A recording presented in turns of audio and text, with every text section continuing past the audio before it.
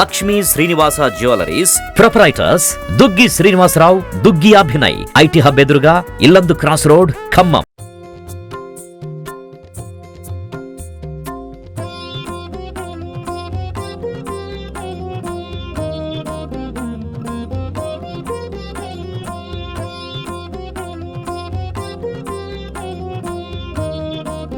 ఖమ్మం పట్టణం bypass road, Chaitanya Nagar, division number 10లో అయ్యప్ప స్వామి దేవాలయం ఏదైతే ఉందో అది ఇక్కడ నిర్మాణం జరుగుతూ ఉంది. ఈ రోజు ధ్వజస్తంభ ప్రతిష్ట కూడా జరిగింది. అయితే మనతో పాటు పూర్తి విషయాలు ఈ దేవాలయం సంబంధించి మాట్లాడడానికి ఇక్కడ కమిటీ సభ్యులు ఉన్నారు. వారిని అడిగి పూర్తి వివరాలు తెలుసుకుందాం. సార్ నమస్తే అండి. ఇక్కడ ఈ అయ్యప్ప స్వామి దేవాలయం నిర్మించాలనే ఆలోచన కానివ్వండి, ఇక్కడ ఈ నిర్మాణం చేపట్టడానికి మీకు సహాయ సహకారాలు కానివ్వండి ఎలా వస్తున్నాయి, మీకు ఈ ఆలోచన ఎలా వచ్చింది సార్? నా పేరు చావా నారాయణరావు. మాది 10వ డివిజన్ కార్పొరేటర్, మా మిసెస్ 10వ డివిజన్ కార్పొరేటర్. అయితే ఫస్ట్ కోవిడ్ టైంలో మాకు ఇక్కడ ఆంజనేయ స్వామిని పెట్టాలని చెప్పి ఒక కోవిడ్ కంటే ముందు ఇక్కడ రవి గారు అని ఒక అతను ఉంటారు, పెద్ద ఆయన గారు, రిటైర్డ్ ఎంప్లాయీ. మనం కాలనీకి ఆంజనేయ స్వామిని పెడితే బాగుంటుంది నారాయణరావు, ప్లేస్ ఏమైనా ఉంటే చూడు అంటే, పెడదాం సార్, బైపాస్ రోడ్ ఫేసింగ్ ఖాళీ ప్లేస్ ఉంది, పెడదాం అన్న తర్వాత ఫస్ట్ టైం కోవిడ్ వచ్చింది. కోవిడ్ వచ్చిన తర్వాత కోవిడ్లో వద్దులే తర్వాత పెడదాం అనుకున్నాం. సెకండ్ టైం కోవిడ్లో పాపం రవి గారు చనిపోయారు. ఆయన గారు అప్పటికే అక్కడ మనం ఆంజనేయ స్వామిని పెట్టాలని చెప్పి ఆయన ఫండ్ నేనే రేజ్ చేస్తా, దానికి కావాల్సిన ఫండ్ మా రిటైర్డ్ ఎంప్లాయీస్ నుంచి తీసుకొస్తా, నారాయణ నువ్వు పని చేయించు, ఆ పని బాధ్యత నువ్వు తీసుకో, తక్కిందంతా నేను చూసుకుంటా అని చెప్పి పాపం ఆయన అన్న తర్వాత కోవిడ్లో చనిపోయిన తర్వాత రోజు ఎప్పుడు ఇక అందులో మా ఇల్లు కూడా ఇదే పక్కనే, ఇదే రోడ్లో మాకు ఎప్పుడు గుర్తొస్తుండేది, రవి గారు ఇట్లా చేద్దాం అన్నాడు, చనిపోయిండు, మనం ఎట్టయినా సరే ఆంజనేయ స్వామిని పెట్టాలని చెప్పి నేను ఆ రోజు కార్యక్రమం మొదలు పెడదామని చెప్పి మొదలుపెట్టి శంకుస్థాపనకి అప్పట్లో ఉన్న అజయ్ కుమార్ గారిని పిలిచి శంకుస్థాపన చేయించడానికి వచ్చినప్పుడు అంతకుముందు నుంచి ఇళ్ళు అడుగుతున్నారు, అయ్యప్ప స్వామికి స్థలం కావాలని అడుగుతుంటే అటు గొల్లగూడెం రోడ్లో చూశారు, ఇంకేరేరు చోట చూస్తే ఎక్కడ బాగలేదు. నేను ఒకటే చెప్పా, అప్పుడు దీనికి ట్రస్టీ ఉంది, ఇది ధర్మశాస్త్ర అని ఒక ట్రస్టీ ఉంది. ఆ ట్రస్టీ వాళ్ళు ప్రతి సంవత్సరం అన్నదానం చేస్తారు. ఆ అన్నదానం చేసేటప్పుడు వాళ్ళు ప్రతి సంవత్సరం ఎవరు అధికారంలో ఉంటే వాళ్ళని పిలిచి మాకు గుడికి ఒక ప్లేస్ కావాలని చెప్పి అడుగుతున్నారు. అయితే మేము ఏం చేశానంటే, అజయ్ గారు అక్కడికి వచ్చినప్పుడు ఇక్కడ పక్కన ప్లేస్ ఖాళీ ఉంది, ఇది అయ్యప్ప స్వామికి ఇస్తే బాగుంటుంది అన్నారు. అయితే కొంతమంది మెయిన్ రోడ్డు స్థలం అట్లా ఇటు ఏంటి అన్నారు. అయినా సరే ఆ రోజు గవర్నమెంట్లో ఒప్పుకున్నారు. దీన్ని మనం అయ్యప్ప స్వామికి ఇచ్చిందే తడువుగా విరాళాలు సేకరించి హనుమంతరావు గారు ఈ గుడిని ఈ విధంగా నిర్మించారు చక్కగా. ఎందుకంటే ఇది ఏరియా మొత్తాన్ని కూడా ఒక ఆధ్యాత్మిక కేంద్రం చేయాలని నా కోరిక. ఎందుకంటే ఇవన్నీ ప్రభుత్వ ల్యాండ్లే, అప్పట్లో ఎన్ఎస్పి స్థలం అన్నమాట ఇది. ఎన్ఎస్పి ఎందుకంటే ఇక్కడ యూటీ ఉంది కాబట్టి కొంచెం ఎక్కువ తీసుకొని అప్పట్లో రైతులకి కాంపన్సేషన్ ఇచ్చారు. ఆ సైట్ అంతా ఖాళీ ఉండి ఆక్యుపై అవుతుంది కాబట్టి గుడి కడితే అందరికీ ఉపయోగపడుద్ది, ఒక ఇల్లు కడితే ఒకటికి ఉపయోగపడుద్ది, లేదంటే వాడు అమ్ముకొని డబ్బులు చేసుకుంటాడు. అందుకు గుడి కట్టాలని నా కోరికతో నేను హనుమంతరావు గారికి ఈ సైటు అప్పచెప్పడం జరిగింది.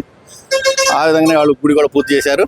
ఈరోజు 2 years అవుతుంది, 2 years పైన అయింది. ఇది 2 years అయింది, 2 years కూడా కాలేదు. 2 years కూడా కాలేదు.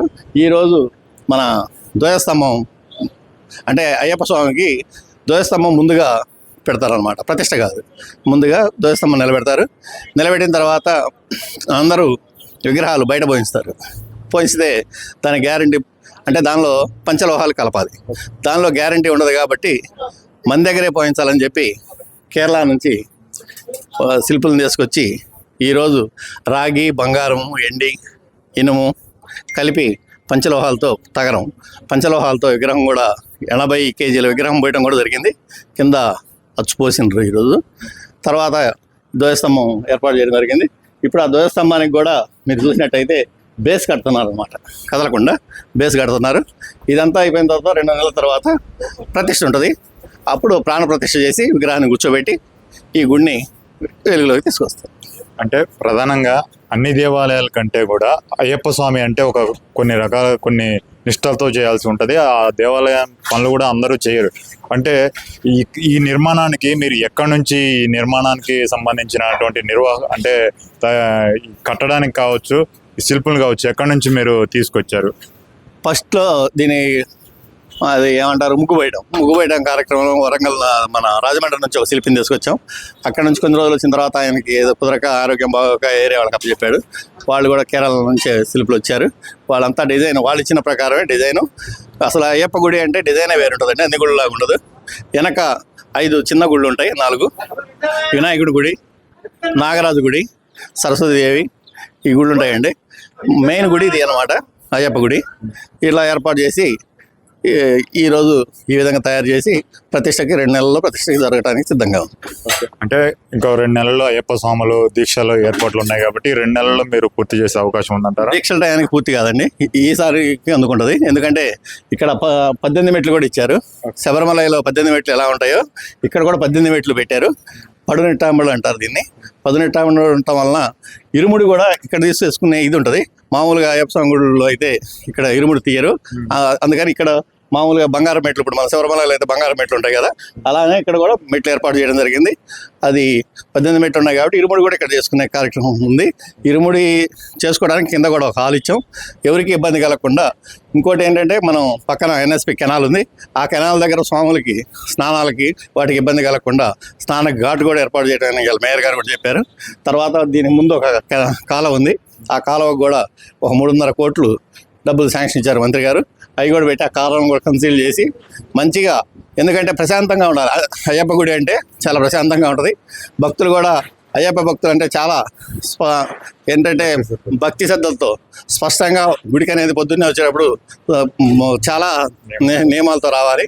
అందుకని దీన్ని ఆధ్యాత్మిక కేంద్రంగా తయారు చేయాలని నాకు ఒక కోరిక. మొత్తంగా చూసుకున్నట్లయితే సుమారు ఈ గుడి పూర్తి స్థాయిలో కంప్లీట్ అయ్యేసరికి మొత్తంగా మీకు ఎంత ఖర్చు అయ్యే అవకాశం ఉందంటారు సార్? ఈ గుడి మొత్తం ప్రతిష్ట టయానికల్లా ఒక 4-5 కోట్లు ఖర్చు అయిద్దని అనుకుంటున్నాం. అందరూ భక్తులు విరాళాలు ఇచ్చిన డబ్బులే, ఎవరు సొంతం కాదు.